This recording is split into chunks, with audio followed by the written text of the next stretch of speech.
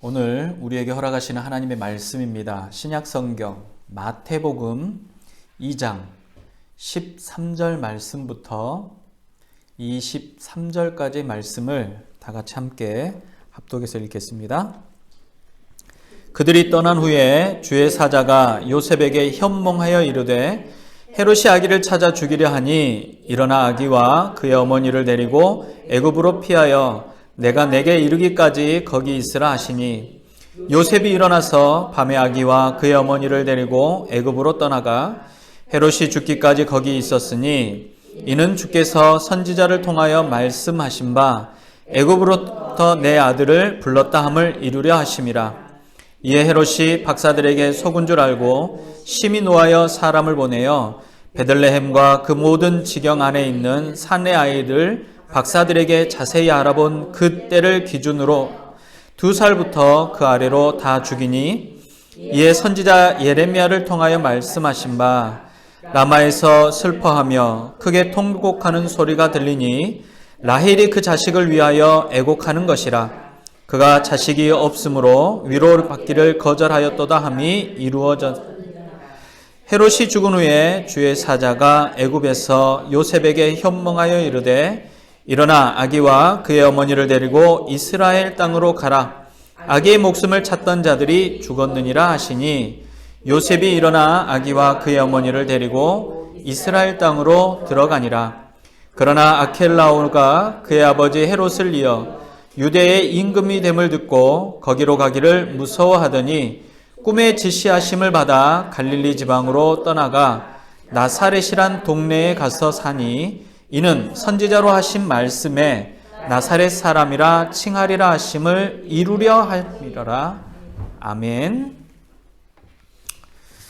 베들레헴과 인근에 태어난 수많은 남자아이들이 영문을 알지 못한 채 죽게 되었습니다. 요셉과 마리아가 아기 예수를 데리고 밤에 급히 베들레헴을 떠납니다. 아주 아슬아슬하게 빠져나간 이후에 헤롯의 군사들이 들이닥쳐서 2살 이하의 사내 아이들을 모두 죽였습니다. 이 엄청난 비극이죠. 영아 살해 사건입니다. 그래서 지금도 어떤 사람들은 이 영아 살인 사건을 통하여서 과연 기독교가 어떤 종교냐라고 반문하는 사람들도 있습니다. 주의 사자가 요셉에게 그 말을 하죠. 헤롯이 아기 예수를 죽이기 위해서 오고 있으니 급히 애굽으로, 지금의 이집트입니다. 애굽으로 피신하라고 말합니다. 헤롯의 군사들에 의해서 아기 예수의 죽음, 아기 예수가 죽임 당하는 것을 막기 위한 것이었습니다. 동방 박사들에게 받았던 이 3가지 보물이 어쩌면 이 헤롯을 피해서 이집트로 내려갔던 요셉과 마리아 그리고 예수의 피난 자금이 되었는지 모르겠습니다. 어쨌든 그들은 이집트로 피신해서 안전하게 도피하게 됩니다. 이것을 마태는 뭐라고 말하냐면 이것이 바로 하나님께서 성경에 예언한 말씀의 증거다. 예언이 이루어졌다라고 말합니다. 그래서 오늘 읽었던 14절과 15절 말씀을 보면 마태는 아기 예수에게 일어난 일이 우연히 일어난 일이 결코 아니라는 것을 이야기하고 싶은 겁니다. 우리 눈에는 급박하게 이루어진 일들, 질서가 없이 혼란함으로 가득한 일들이라고 생각되어지지만 실제로는 하나님께서 이 이전에 아주 오랜 시간 전에 선지자를 통해 하신 말씀을 이루고 계신다라는 사실입니다. 놀라운 사실은 이 모든 사건이 악한 존재가 자기의 뜻을 이루기 위해서 하려고 했던 일들이 자기 마음대로 되지 못하고 결국 하나님께서 미리 말씀하시고 예언하셨던 사건으로 귀결되었다라는 것입니다. 이와 같은 사실을 우리는 어떻게 판단하고 어떻게 바라봐야 할까요? 그것은 하나님께서 악의 세력을 철저하게 통제하고 계신 것이다 라고 보는 것입니다.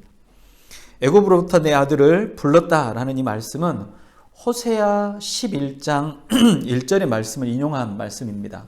이스라엘 백성들은 애굽에서 나오지 않고 계속해서 그곳에 머물러 살고 싶었는데 하나님께서 이스라엘 백성들을 애굽으로부터 불러내셨습니다. 이집트로부터 불러내셨었는데 하나님께서 이스라엘 백성들을 세상과 구별하기 원하셨던 것이고 그들은 하나님의 아들이 되게 하시고 하나님의 자녀가 되게 하시고 하나님의 백성이 되도록 하기 위해서였다라는 것입니다. 그것을 호세아 선지자는 이 이전에 이스라엘 백성들이 애굽에서 살았었는데 그 애굽에서 살았던 이스라엘 백성들을 누가 이 땅으로 불러냈느냐? 바로 하나님이시고 하나님은 그 백성들의 아버지요, 그 백성들의 왕이 되시기를 원하신다라고 말하고 있는 겁니다. 그런데 이번에는 하나님께서 당신의 독생자이신 아들을 애굽으로 부르십니다. 하나님께서 당신의 아들을 악한 세력으로부터 안전하게 지키시기 위해서 그 칼날을 피할 수 있도록 주의 사자를 보내셨고 그 주의 사자의 말을 듣고 요셉과 요셉의 아내 이 예수의 어머니이죠. 마리아 그리고 예수가 함께 피난을 가게 된 겁니다. 마리아와 그 품에 안긴 예수 그리고 요셉은 자신이 떠나온 곳의 상황을 짐작조차 할 수 없는 상황에서 도피하게 된 겁니다. 어떤 상황이 펼쳐질지 과연 주의 사자가 하는 이야기가 정말로 주의 사자의 말인지 아니면 꿈결에 잠결에 들었던 이야기인지 확신하지 못했을 수도 있습니다. 그러나 그 마음에 하나님께서 그가 움직여야 된다라는 마음을 주셨고 그는 주의 사자의 말을 따라서 피난을 하게 된 겁니다. 그래서 이러한 부분을 마태복음은 뭐라고 말하냐면 하나님께서는 당신의 아들을 지키고 계신다. 하나님께서는 당신의 사역을 이루시기를 원하신다라는 강력한 뜻을 담고 있다라는 겁니다. 사실 오늘 또 우리는 이 땅에 살면서 정말로 다양한 상황 속에 살아갑니다. 우리가 쉬운 삶을 살아가지는 않습니다. 정말 이 뉴스를 보면 정말 다양한 곳에 다양한 상황들이 위협해 오지요. 자연의 위협이 그것입니다. 터키의 지진이 튀르키예라고 하죠. 요즘은 튀르키예 지진이 발생을 하고 지금 벌써 2주 정도 시간이 지났는데 아직도 잔해 속에서 생존자를 구출하고 있습니다. 한순간에 순식간에 건물이 무너지는 장면을 보게 됩니다. 어떤 사람이 그 건물 안에서 살아날 수가 있을까 싶은데 그 안에서도 생명을 유지하고 생존해 있다가 구출되는 것도 보게 됩니다. 또 차를 타고 어딘가를 가던 사람들이 땅이 갈라지는 곳에서 극적으로 멈춰지게 되거나 산사태가 일어나는 곳에서 구출이 되기도 합니다. 또는 안타깝게 목숨을 잃는 이들도 있죠. 얼마 전에 페이스북의 친구이시기도 하시고 베를린에서 이 연주회를 하셨던 송솔나무 집사님 그 글에 동료가 죽게 된 그 사건에 대한 이야기를 잠깐 올렸습니다. 하루만 늦게 출발했다면 이분들도 같이 그곳에서 정밀 타격으로 아마 죽었을 것이라고 이야기를 합니다. 이 우크라이나 전쟁이 시작이 되고 계속해서 쉬지 않고 이 우크라이나 국민들을 돕기 위해서 계속 국경을 넘나들었던 분들이 정밀 타격으로 목숨을 잃게 됐습니다. 어떤 사람은 살아나고 어떤 사람은 죽음에 이르게 된 것이죠. 그런데 우리가 그런 모든 상황들 속에 우리도 그 상황 안에 있다라고 생각하면 우리의 마음은 어떨까요? 쉽지 않을 거라고 생각이 됩니다. 그 현장을 벗어날 수 있었던 마리아나 요셉이나 아기 예수가 또는 그 상황을 벗어나지 못하고 왜 우리에게 이런 일이 일어났는지도 모르고 2살 이하의 어린 아이들이 죽는 그 모든 가정들의 그 슬픔들을 어떻게 우리가 이해할 수 있겠습니까? 도무지 그 상황조차도 이해가 되지 않을 뿐만 아니라 이것이 하나님의 뜻이고 악한 세력조차도 하나님의 통제 아래 있다면 이거 우리가 어떻게 이해를 할 수가 있겠냐라는 것이죠. 그런데 하나님께서는 그 모든 상황 가운데 무엇이라고 말씀하시냐면 우리를 부르시고 우리를 하나님의 기뻐하신 길로 인도하신다라는 것입니다. 악한 세력의 유혹과 위협을 아슬아슬하게 피하게 하십니다. 도무지 어떻게 해야 할 바를 몰라 방황하고 있을 때 성령님의 인도하심이 우리를 안전한 곳으로 이끄시기도 합니다. 이해할 수 없는 수많은 일들이 우리에게 펼쳐지지만 우리를 향한 하나님의 뜻은 한 채 오차도 없이 이루어질 것입니다. 이것이 성경이 말하는 하나님의 약속입니다. 어떤 사람들은 모순이라고 말하는 사람도 있습니다. 선교사님, 저희가 이 독일 오기 얼마 전인데 선교사님 가정이 선교지로 향하다가 비행기 사고로 비행기 안에 있던 모든 사람이 죽게 됐습니다. 하나님의 일을 하러 가던 온 가족, 모든 가족이 그 비행기에서 죽게 되었죠. 그것도 과연 하나님의 뜻인가? 라고 묻기도 합니다. 그것도 하나님의 오차 없는 한순간도 쉬지 않고 이 모든 우주를 섭리하시는 하나님의 계획이신가? 라고 묻기도 합니다. 그러나 이 모든 질문에 우리는 답을 할 수가 없습니다. 우리에게는 한계가 있기 때문이죠. 시간의 한계가 있고 공간의 한계가 있기 때문입니다. 그러나 시간과 공간의 한계가 없으신 하나님의 계획이라면 그 계획이 선하다라고 우리는 판단할 뿐이라는 것이죠. 베들레헴과 인근에 살던 많은 아기들이 예수가 태어나는 바람에 죽게 되었습니다. 예수님 때문에 아기 예수 때문에 죽게 된 거 아닙니까? 마태는 이 또한 선지자의 예언을 이루기 위한 하나님의 뜻이라고 이야기를 합니다. 야곱에게 2명의 아내와 2명의 첩이 있었죠. 그 2명의 아내와 2명의 첩의 자녀들이 12명의 지파를 이루게 됩니다. 그 중에 야곱이 가장 사랑하던 사람, 그러니까 이 여인을 얻기 위해서 나머지 그 여인들과 결혼을 하고 자녀를 낳게 되었던 것이죠. 그 여인이 바로 라헬입니다. 오늘 본문의 17절과 18절의 내용이 그 내용입니다. 라헬은 야곱이 가장 사랑하는 여인이었습니다. 근데 이 라헬이 가나안 땅으로 돌아오는 길에 베냐민을 낳다가 그 길에서 죽게 됩니다. 그래서 베들레헴 가까운 곳에 장사하게 됩니다. 예레미야는 이미 오래전에 죽어 무덤에 묻힌 라헬이 라마에서 크게 슬퍼하고 통곡하며 자식을 위해서 애곡할 것이라고 말을 합니다. 이게 무슨 말인가 싶죠. 예루살렘 사람들이 하나님의 말씀을 겸손하게 순종하지 않고 세상을 쫓아 살다가 결국 멸망하고 바벨론의 포로로 끌려갈 때 라헬의 무덤 옆을 지나가게 되었습니다. 그때 오래전에 죽은 라헬이 그들이 멸망을 당하고 끌려가는 것을 보고 애통할 것이라고 예언한 것입니다.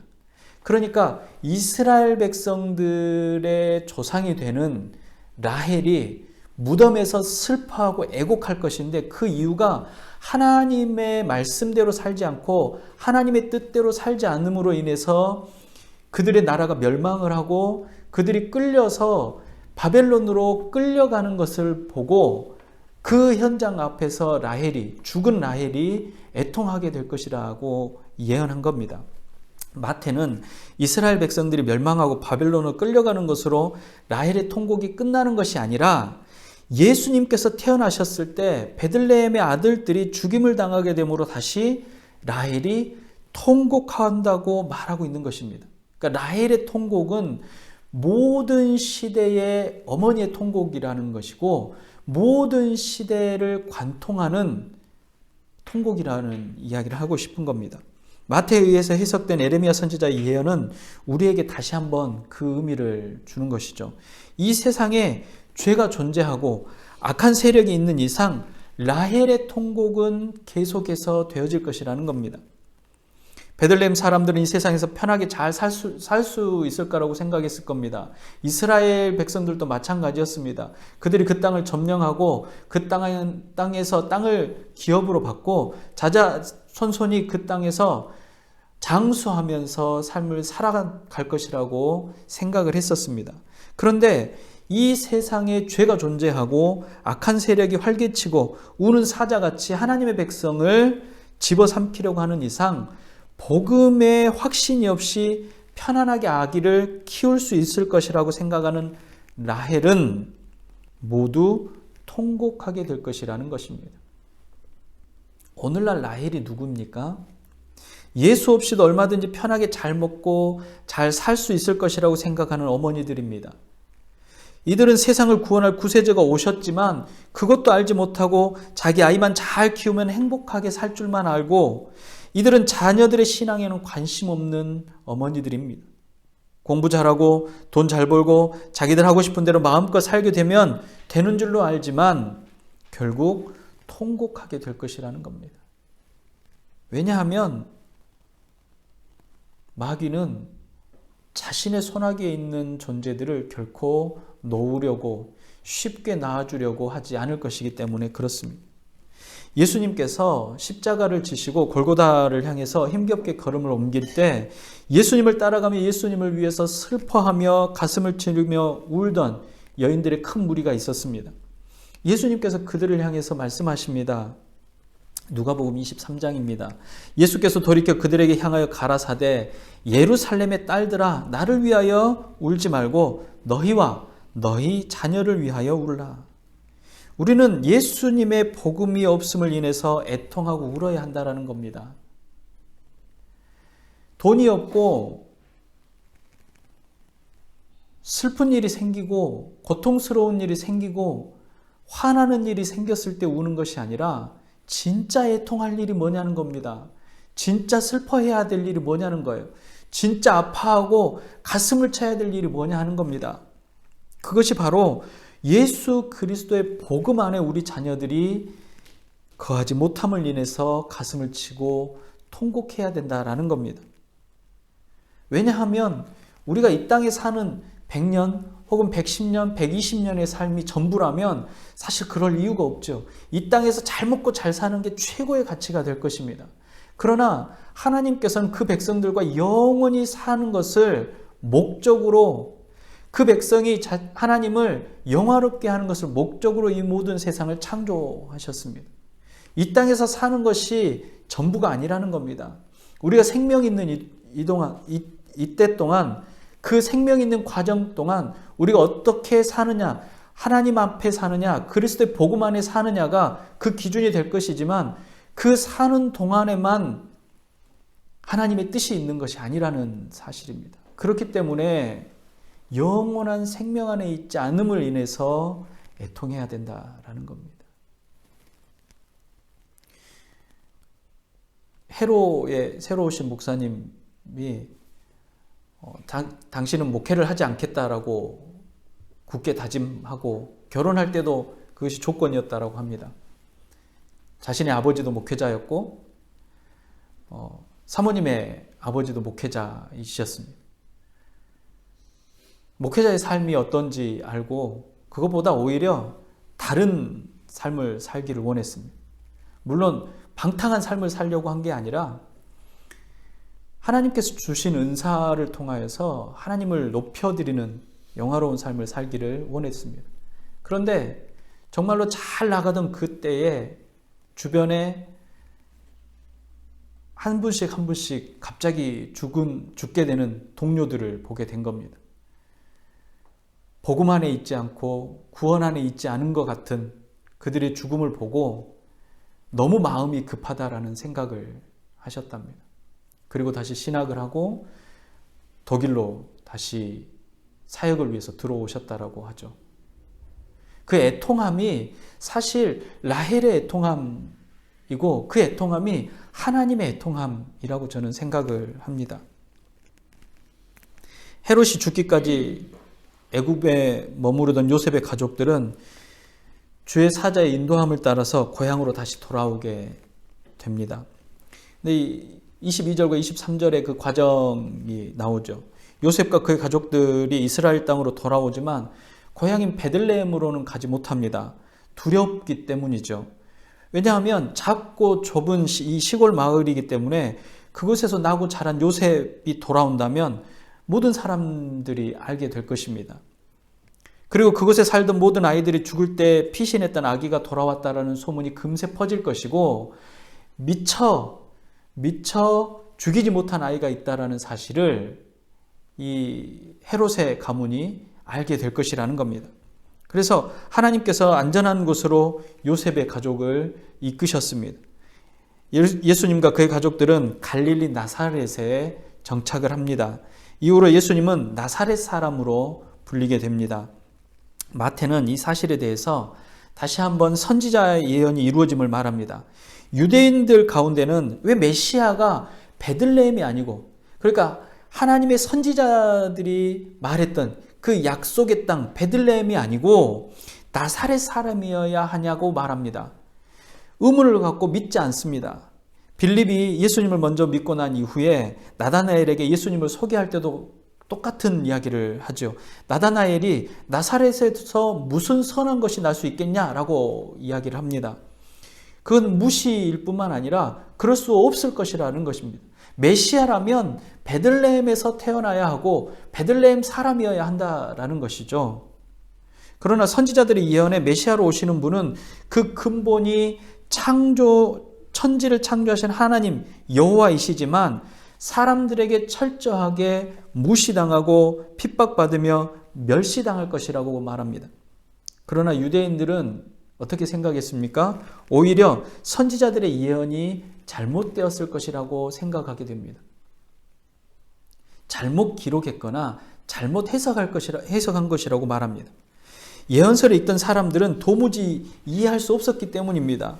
어떻게 하나님의 나라를 이 땅에 가져오시는 모든 천지를 만물을 창조하신 하나님께서 메시아로 오시는 그분이 거룩하고 존귀하게 오시지 않고 비참한 모습으로 올 수 있냐는 것이죠. 그래서 동방박사들이 별을 보고 이 땅에 왕으로 오시는 자, 왕으로 태어나는 자가 어디에 태어났냐고 헤롯의 궁전으로 찾아갔던 이유도 그것입니다. 기본적으로 사람들은 모든 나라, 모든 민족들, 모든 이 지적인 그 사람들은 그렇게 생각할 것입니다. 세상을 바꾸는 사람, 위대한 메시아, 모든 우주의 주인이시라면 존귀한 곳에서 태어나실 것이다. 존귀한 삶을 살 것이라고 말합니다. 그런데 유대인들은 사실 깨닫지 못했습니다. 유대인들이 깨닫지 못했던 부분, 놓쳤던 부분은 뭐냐면 바로 우리의 죄 때문이라는 것입니다. 이사야 53장 5절의 말씀은 이렇습니다. 그가 찔림은 우리의 허물을 인하며 그가 상함은 우리 죄악 때문이라. 그가 징계를 받음으로 우리는 평화를 누리고 그가 채찍을 맞음으로 우리는 나음을 받았도다 라고 말합니다. 예수님께서 사람들로부터 온갖 모욕과 폭력을 당하신 것은 우리의 허물을 인함이라고 말합니다. 예수님께서 당하신 상처는 우리의 죄악이 그 원인이라고 말하는 것입니다. 죄가 도무지 없으신 예수님께서 징계를 받으심으로 우리가 하나님과의 관계가 회복되어지고 평화를 누리게 되고 예수님께서 맞으셨던 그 채찍으로 우리가 나음을 입었다라고 말하는 겁니다. 만약 예수님께서 나사렛 사람이 아니라 베들레헴 사람으로 알려졌더라면 사람들은 예수님을 과연 때리거나 십자가에 못 박았을까요? 예수님을 십자가에 못 박으라고 했던 사람들이 과연 나사렛 사람 예수이기 때문에 그렇지 베들레헴에서 태어난 메시아라고 생각했다라면 과연 그들이 그렇게 했겠습니까? 마음껏 욕하고 때리고 십자가에 못 박을 수 있었던 이유는 예수는 나사렛 사람이라는 이유였기 때문이었습니다. 그래서 우리 모두의 죄가 용서를 받게 되고 우리는 결국 하나님 앞에 설 수 있게 되었다라는 것이죠. 하나님께서 메시아로 오시는 예수님을 무력하게 하셨고 예언의 말씀대로 베들레헴에서 태어나셨지만 예언의 말씀대로 베들레헴에서 태어나신 예수님이 나사렛으로 가서 나사렛에서 자라게 하셨던 겁니다. 성경을 연구하던 뛰어난 학자들조차도 이해할 수 없었고 오히려 악한 세력의 도구로 사용되어졌던 것입니다. 이것이 어쩌면 바울이 말하는 하나님의 지혜가 아니겠습니까? 오늘 본문 마태복음 11장 25절부터 27절에 보면 이런 말씀이 있습니다. 그때에 예수께서 대답하여 이르시되 천지의 주제이신 아버지여 이것을 지혜롭고 슬기 있는 자들에게는 숨기시고 어린 아이들에게 나타내심을 감사합니다. 옳소이다 이렇게 된 것이 아버지의 뜻이니이다. 내 아버지께서 모든 것을 내게 주셨으니 아버지 외에는 아들을 아는 자가 없고 아들과 또 아들의 소원대로 계시를 받은 자 외에는 아버지를 아는 자가 없느니라 라고 말씀합니다. 이렇게 되어진 일이 하나님의 지혜라는 겁니다. 감사한 것은 이 모든 되어진 일에 대해서 지금은 너무나도 분명히 알 수 있게 되었다라는 겁니다. 우리는 이 말씀이 또 말씀을 연구하는 학자들이 지금껏 예수 그리스도가 이 땅에 오시게 되는 그 과정 가운데 왜 이런 일들이 일어났는지, 왜 이렇게 예수님은 오셔야 했는지를 우리는 명확하게 알 수 있게 되었다라는 겁니다. 우리는 은혜의 시대에 살고 있습니다. 여러분, 우리가 예수님을 모르는 시대, 예수님이 이 땅에 오지 않는 시대에 예수님이 사셨던 그 고대 근동의 시기를 살지 않고 다른 어느 곳에서 태어나서 살았더라면 어떠했을까요? 우리가 이 복음을 알 수 없는 곳에서 태어났더라면 어떻겠습니까? 복음을 모르는 시대에 태어났다면 어떻겠습니까? 우리가 이 시대에 태어나고 이 시대를 누릴 수 있는 건 정말로 더 큰 은혜 아래 있다라는 것입니다. 어쩌면 세례 요한보다 더 우리는 은혜를 입은 자들일 수 있습니다. 우리가 하나님의 나라를 선포하며 거룩한 백성으로 살아가려고 할 때 그때마다 마귀는 어떻게 우리에게 옵니까? 잘한다, 잘하고 있다 칭찬하겠습니까? 우리 어깨를 다독이면서 그래 그 길이야 라고 말해주겠습니까? 아닙니다. 세상 사람들을 충동질해서 우리를 멸망의 길로 인도할 것입니다. 우리가 하나님께 갈 수 없도록 계속해서 방해할 겁니다. 우리를 망하게 하려고 최선을 다할 겁니다. 그러나 하나님은 우리를 부르셔서 하나님의 아들이 되게 하시고 축복의 자녀가 되게 하셨습니다. 우리가 무조건 믿고 따라가면 하나님께서는 동방박사를 통해 필요한 것을 주시기도 하시고 위험에서 피하게도 하시고 전혀 생각지도 못한 곳에 와서 살게도 하실 것입니다.